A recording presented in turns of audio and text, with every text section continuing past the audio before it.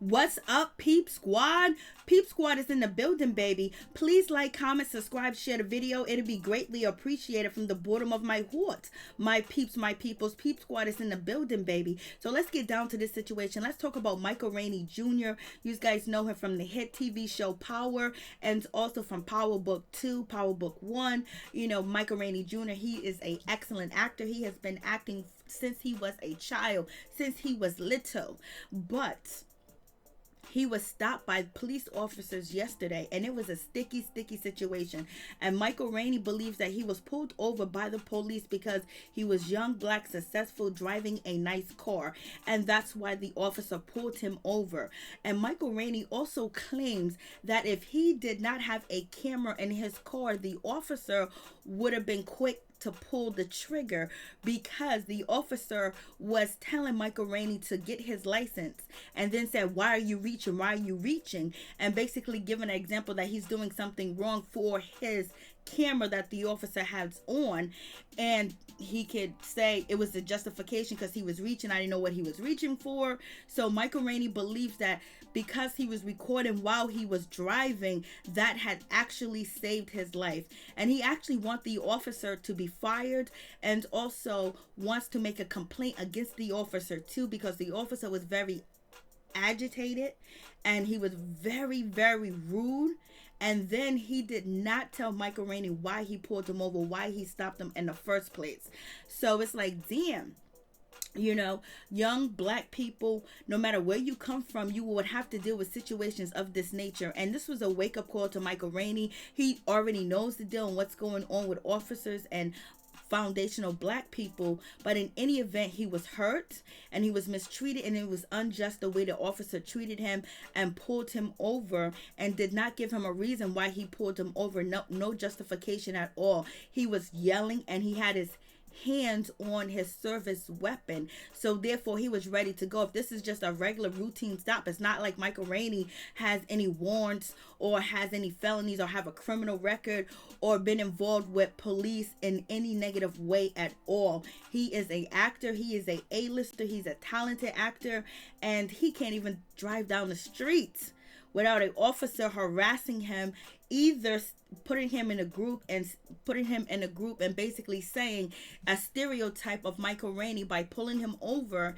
because he's in a nice car. He thinks maybe, you know, he doesn't deserve this car. The car's stolen. What is this young man doing in a car like this? How can he afford it? He must be up to some criminal activity, or or anything that is negative, nothing positive, you know. So it's really just a sad situation that this young man can't even drive down the street without being harassed by police unjustly. And, you know, many of our brothers and sisters face this type of, you know, treatment from law enforcement, and we are taxpayer too, you know.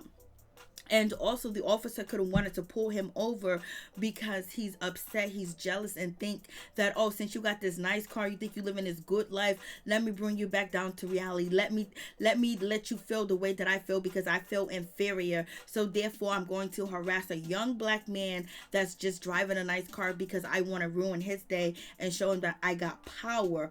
Or it could have took a whole nother turn and something could have went left, and Michael Rainey might not be here. And Michael Rainey basically is saying that he wants this officer to face some type of disciplinary situation from his precinct, because Michael Rainey is also asking people to find out who this officer is and what precinct he is from, and also file the complaint too as well. So Michael Rainey is pissed off about the situation. Anybody would be, but he said luckily he was filming and he was recording, because if he wasn't, he don't know where the situation would have went, because the officer kept saying, why are you reaching? You're reaching. And that's when they usually say